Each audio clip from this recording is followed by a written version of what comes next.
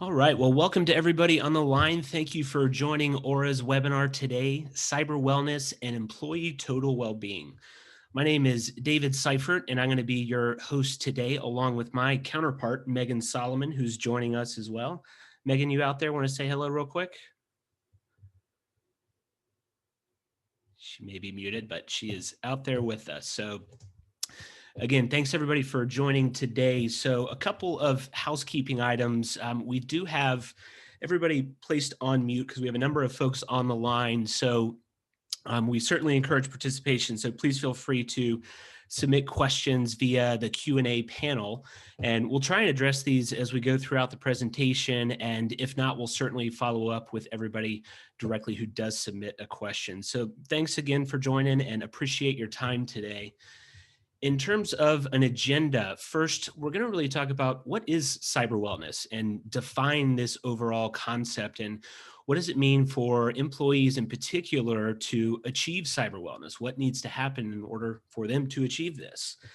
And really focus on what is the current state of company breach and tying that to this concept of employee cyber wellness and the overall impact for employers. And then again, if we do have time, we will address questions towards the end. So first things first, what is cyber wellness? And this concept of overall finding proactive ways to protect ourselves as an individual through all of our cyber and online activity. So cyber wellness is not yet a household term in the benefits space. This is a term that Aura has really identified and really looking at a new category overall when we think about employee total well-being. So it's our position that cyber wellness will become a household term and is starting to become one already. Now, again, what does this mean exactly? When we think from the employee benefits standpoint, we often think of employee total well-being. And those core pillars that are typically understood as the primary drivers of total well-being are physical wellness, mental wellness, and financial wellness. And then from an employee benefit standpoint, most benefits out there you can typically put into one of those buckets. Some may straddle the line on a couple, but typically they fit kind of nicely within one of those buckets. Well, from our perspective, given how much activity we conduct online, and this is meaningful activity. So we manage finances online, we shop online, we socialize online. We really take this for granted, but this is really important activity that can have a very big impact if it's not protected. And so this activity certainly can impact our physical wellness, our mental wellness, and our financial wellness. So that's why from Aura's perspective, we really need to have a dedicated focus on overall cyber wellness when it comes to employees. And it's all about proactive protection. So everyone on the line is probably very familiar with identity theft protection, and this has become very prevalent voluntary benefit in the past 8 to 10 years, give or take. And it's been a very successful voluntary benefit, very prevalent in the employer space. Now, it's really just been a first step, though. So it's been a good first step, but a first step nonetheless. So from Aura's perspective, this concept of cyber wellness needs to go beyond protecting traditional identity and focus on protecting personal devices, protecting the networks that we're using, protecting privacy, social reputation, as well as protecting assets. Now, when we think about cyber wellness benefits and looking at the more traditional voluntary benefit space, how does it stack up? And really, from our perspective, it doesn't in terms of the need for this that spans across the entire employee population. So some of the more popular voluntary benefits that have popped up over the past number of years, pet insurance, student loan relief, prepaid legal services, all great benefits, and certainly very enticing to a segment of the population. But not everybody has a pet, so that's not always going to be meaningful. Not everybody has student debt. Not everybody is going to need those legal services. So cyber wellness really stands alone when we're looking at this voluntary benefit space and the fact that every person out there needs to protect themselves in terms of their cyber activity, themselves as well as their family members. So a very meaningful benefit, and Megan will talk later about a type of benefit that really moves the needle in terms of looking at employee retention, so on and so forth. And the reason, of course, is because unfortunately, cybercrimes are very, very common and very frequent. So when we look at other types of theft that occur, auto theft versus burglary, identity theft is occurring much more frequently. So every 2 seconds. And it's a type of crime that's really misunderstood and underreported. And the impact of what seems like a pretty meaningless cybercrime, taking a certain piece of information from me, can lead to something that does have a real impact. So again, looking at this concept of cyber wellness and by employers focusing on this becomes a very positive thing for employees. Now, when we look at how would an individual employee actually achieve cyber wellness, so this does go far beyond protecting your identity, but identity theft protection is absolutely critical to overall cyber wellness. So this is really kind of the first step, if you will, in terms of what is the path to achieving cyber wellness.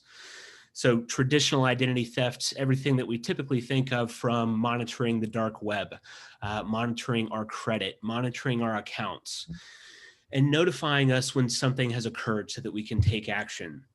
So that's the critical piece here, that identity theft is typically reactive in nature, meaning I'm being alerted when something has occurred. Now the race is on to try and resolve or unwind the activity that has occurred. So when it comes to identity theft, it's all about how fast are those alerts and what's the breadth of coverage? What am I being notified about?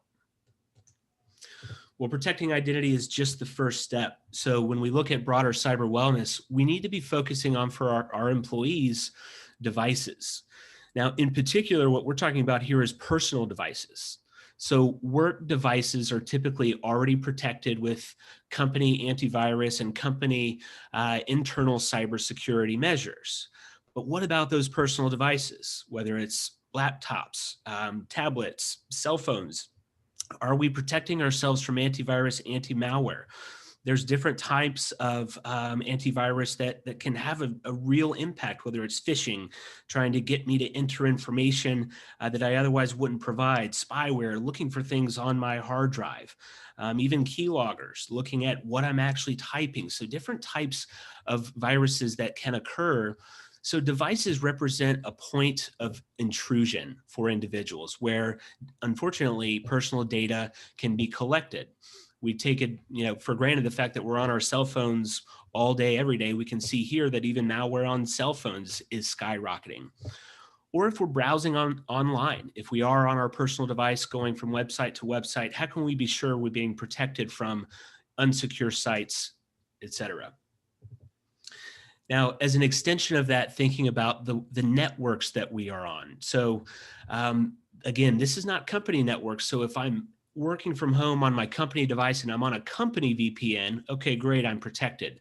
But all that time I spend on my other devices where I'm not necessarily on a VPN, that again represents a potential point of intrusion.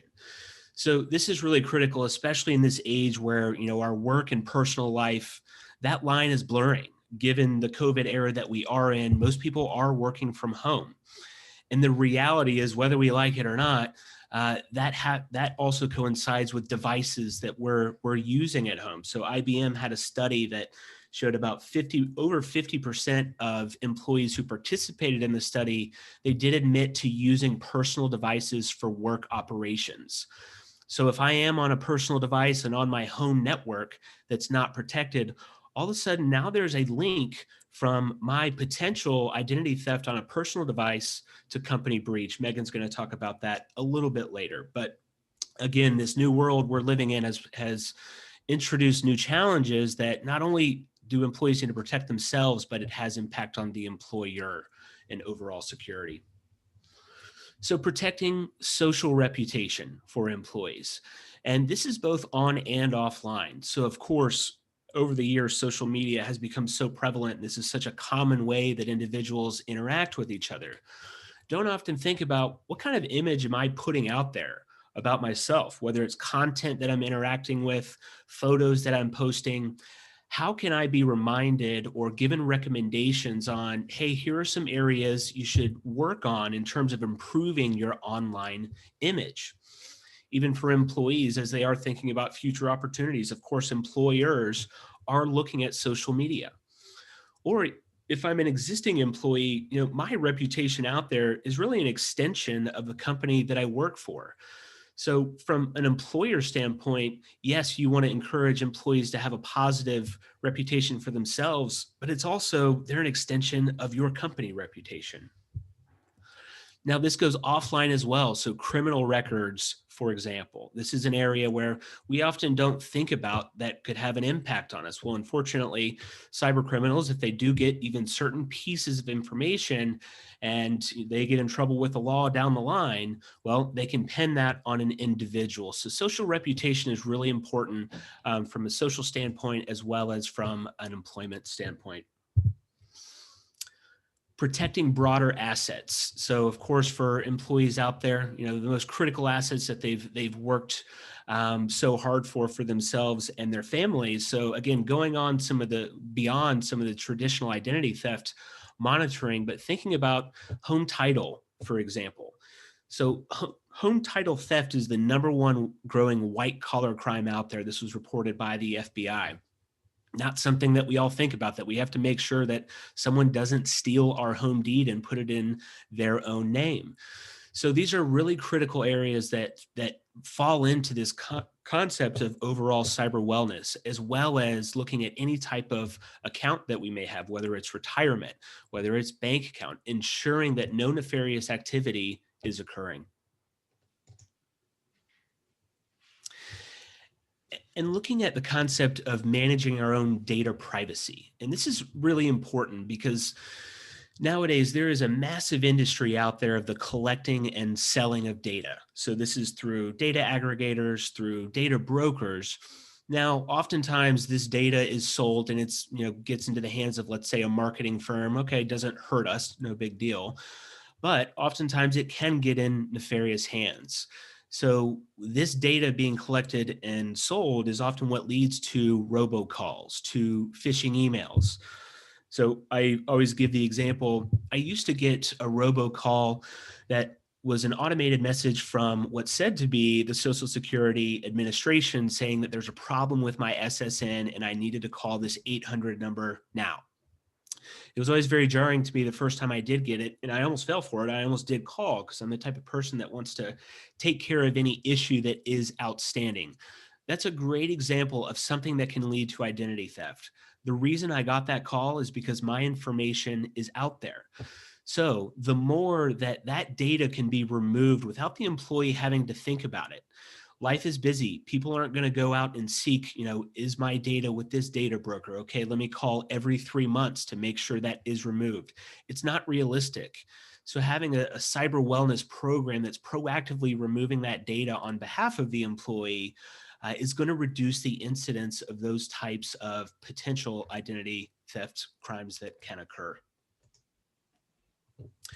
And finally, we need to extend this to our entire family. So, if I'm thinking about myself and cyber wellness, also extending that to the family. So it's across the board. On one end of the spectrum, if you have young children that have a really kind of a clean slate for an SSN, you want to make sure that's protected.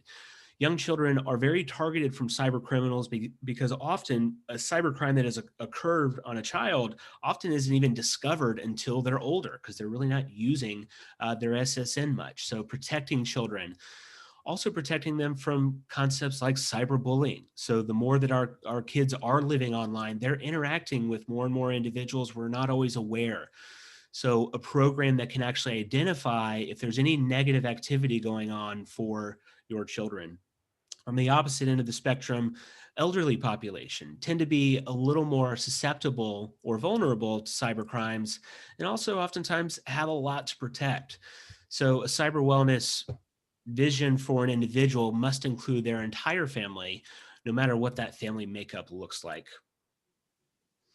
So here's kind of this broader picture, bringing this all together, looking at that path to achieving cyber wellness.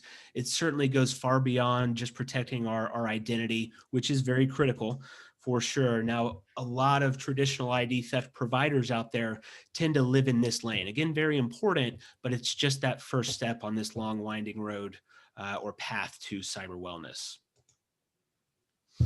So, if an employee was actually going to take the steps and try and achieve this on their own, what would that look like? Well, the personal cybersecurity market is filled with point solutions.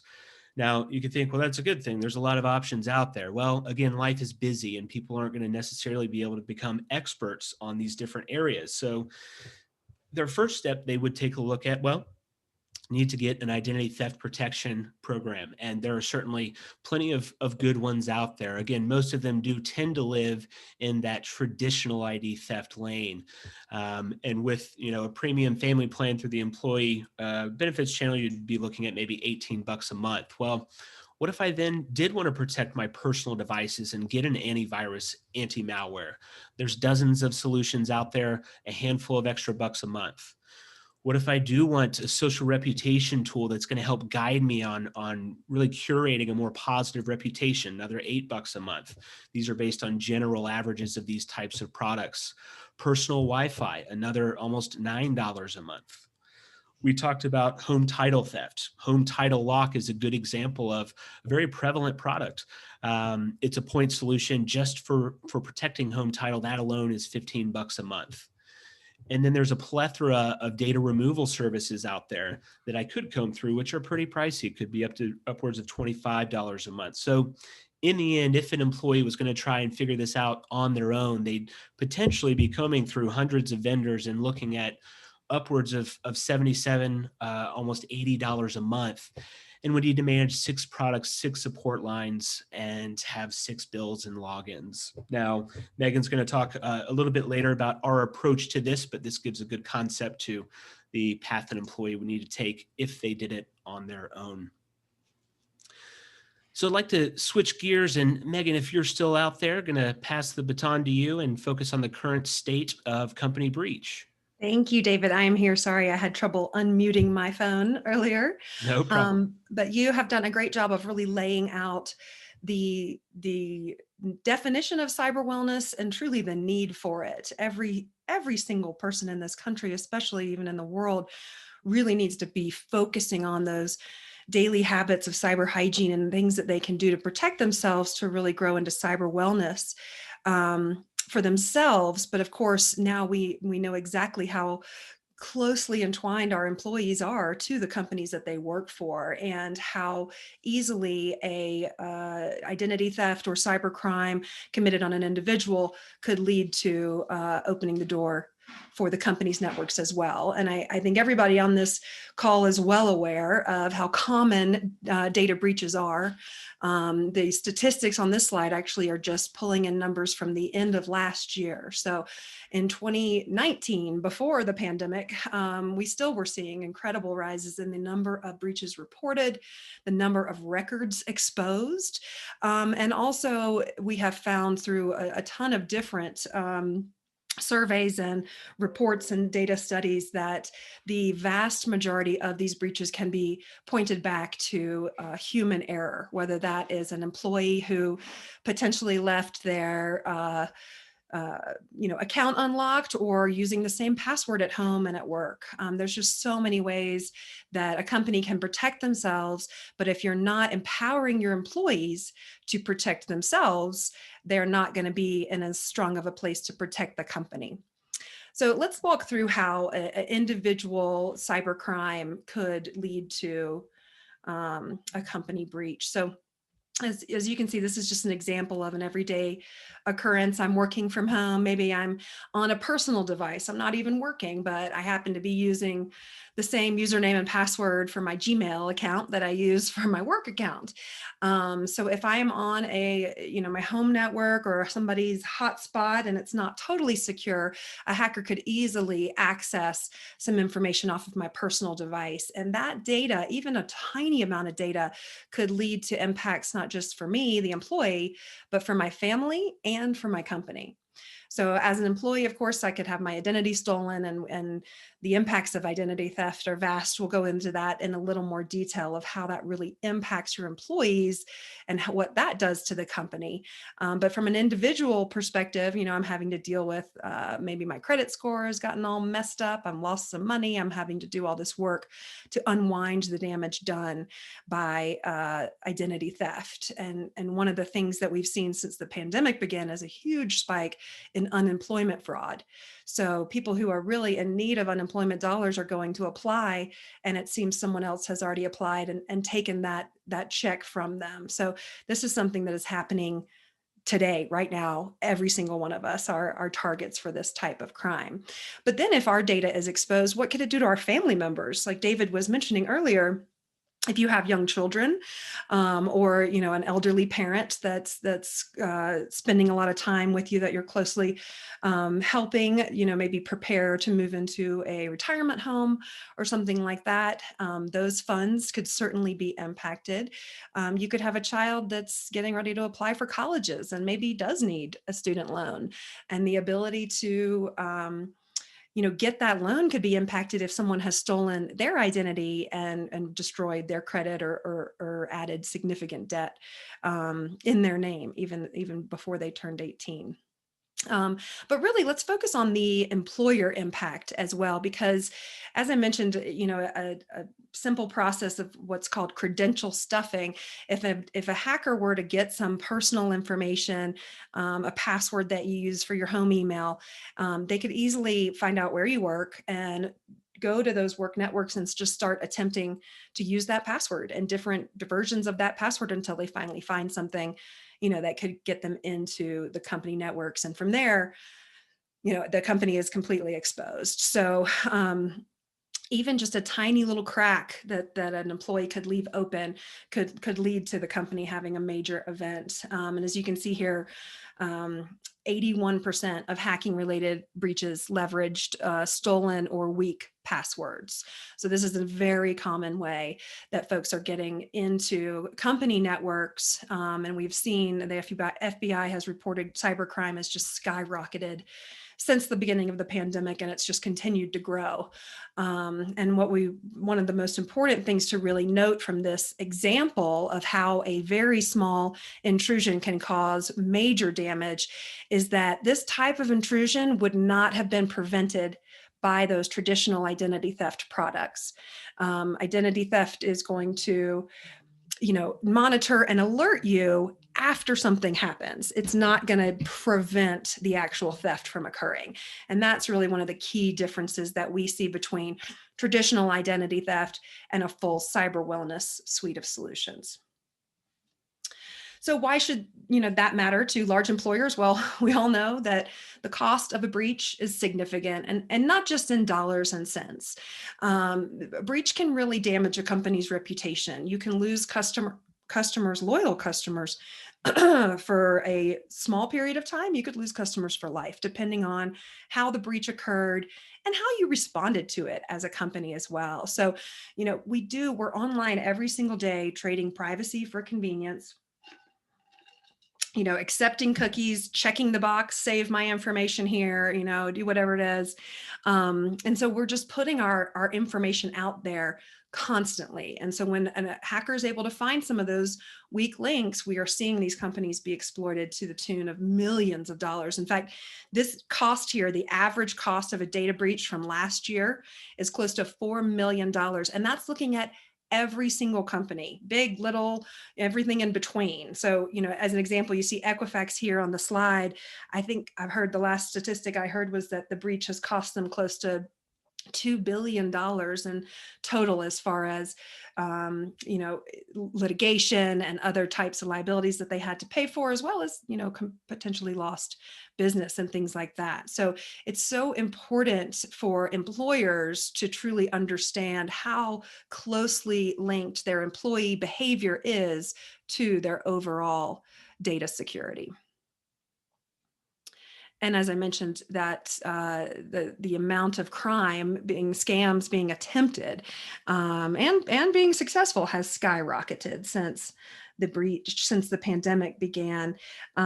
Clearly, with so many people having to work from home, maybe for the first time ever, there's just an incredible amount of opportunity for thieves, cyber criminals to try to prey on the people's new situations, and people being concerned about what they don't know. And there's a lot of things about COVID that we don't know, and that we certainly didn't know in March when the lockdowns first started. And I think David's example of the Social Security number call, that's what they do. They prey on these things that they know people are worried about. So a lot of the scams that we've seen have taken advantage of specifically COVID-19, saying, here, link here and we'll help you figure out how to get a test or whatever it is, to really prey on people's concerns. And I mentioned earlier, we've seen a huge, increase in unemployment fraud. And that happens to be because there's just a huge increase in unemployment and people applying for unemployment. And these cyber criminals, they know to go where the crowds are going, and they know how to adjust their scams and their attempts at accessing information based on what's happening in the world, and what might be the easiest thing to fool somebody about. So let's talk about the impact for employers. Really, as an employer or as a broker supporting large employers, why does it matter that you focus on employee cyber wellness? What does this really mean to an employer? Why should it be important to you guys? So, obviously we've talked a lot about people, how common this crime is, that fact that everybody is a target. But let's talk a little bit about what happens once you are a victim of the crime. And I think a lot of people sort of underestimate the impact that identity theft or cybercrime can have on an individual. There's been a lot of case studies that show that the mental and emotional damage that's done after this type of crime can be related to a physical crime. It's something that people really do have to spend a lot of time recovering from. We see stress going through the roof. We see people taking time off. It takes anywhere from 12 to 25 days, working days, to resolve the damage done by identity theft. And that's really important when you think about what your employees are doing while they're at work. If they're having to deal with this type of issue, that can really cause some problems with absenteeism. We also are seeing, increase in stress, reduced interest in work, reduced productivity. And those employees that these numbers came from a survey that we did with the ITRC, the Identity Theft Resource Center, where they talked to people who had been victims of the crime. And those people are saying, yes, this really, had an impact for me at work, and not just for me personally, but for my colleagues who had to pick up some of the work that I was missing due to the focus I had to have on my personal life. So we all know that lower productivity and reduced engagement can be a problem, but if you can see how quickly, on the next slide, how quickly that translates into costs for the employer. Just looking at an average employee salary of $50,000 a year, even a very small company could see some significant costs when you're looking at absenteeism or turnover due to employee stress or cybercrime. And of course, as the company gets larger, those costs go through the roof. And that's just for lack of productivity. That's not even related to the costs that we've already talked about as far as how much a breach could cost the organization. Also, with those employees and employers that we interviewed and surveyed through the ITRC, we asked them, to tell us how having a cyber wellness solution or identity theft solution really helped, benefit them when they were, the victim of one of these crimes. And more than 9 out of 10, over 90% of employees said that having a cybersecurity or cyber wellness solution offered, from their company helped them become more invested in the company's cybersecurity. Being able to have a tool that helped them better understand their personal cybersecurity translated very well to helping to continue to protect the company while they're at work or on their work devices. 92% of folks said that these tools helped them be more aware of just cyber awareness in general is something that can really reduce your risk as an employer. And then 3 out of 4 employees that were offered these types of cyber wellness solutions felt that their organizations are more aware of cyber best practices. And so they felt more vested in the overall cyber wellness of their organization. And of course, we know protecting employees reduces opportunity costs. It's just like overall wellness, looking at and employers in the benefits world know that focusing on employee wellness, physical, mental, and financial, helping employees improve in those areas of their lives helps the company. And cyber wellness really permeates through all of those categories. So, after having been offered or used a cyber wellness solution, 83% of employees said that those were helpful, that they appreciated the services. 90% of employees recommended the benefit to their coworkers and their friends. And overall, we saw just incredible numbers with employees saying that it helped improve their quality of life, reduce their overall stress, allowed them to stay engaged at work, even after being the victim of a crime. So what we're talking about today, David and I are here from Aura to tell you a bit about the first and only unified cyber wellness platform, the Aura Identity Guard solution. We like to call it your digital halo because it covers absolutely everything that you and your family could be doing online, and not only monitoring or alerting just like you would expect with a traditional identity theft solution, but also proactively preventing theft, removing your data from places where it could be taken for nefarious purposes, and continuing to keep you cyber well online. So we're in a unique position here at Aura. Actually, let me go back one, sorry, Cyphered. We're in a unique position here at Aura. We are a new company that has come together, but we've brought together expertise and best-in-class solutions from several other companies as we've built this company, one of which, Identity Guard, has been in business for over 25 years. We've protected over 47 million lives in that amount of time with absolutely zero incidents of a breach. And so being able to have that established solution, that reputation, that knowledge that we bring into the market, and then having the new and innovative way that Aura is looking at how do we improve this experience for employees as well as their employers by integrating things like IBM Watson AI to make the tool much more personal and relevant, by integrating directly with all 3 credit bureaus. We have the fastest alerts in the industry out of any typical traditional identity theft platform. And then, of course, we've brought everything together with all of these tools that David talked about into a seamless, easy to use platform, so that as we look back at that slide that David outlined for us earlier, if we were to go through and build out cyber wellness and comb through hundreds of vendors and put together all of these different support, these tools to help support us, again, almost $80 a month. But what Aura offers with our ultimate plan, the digital halo, everything that you see here on the left-hand side is included in this tool in one user-friendly platform covering full family members for less than $20 a month.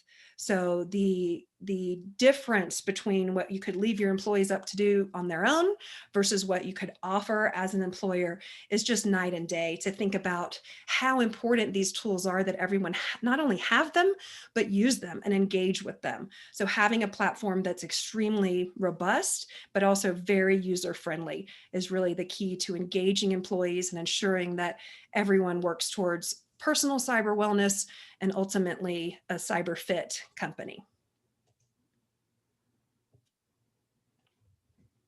Great.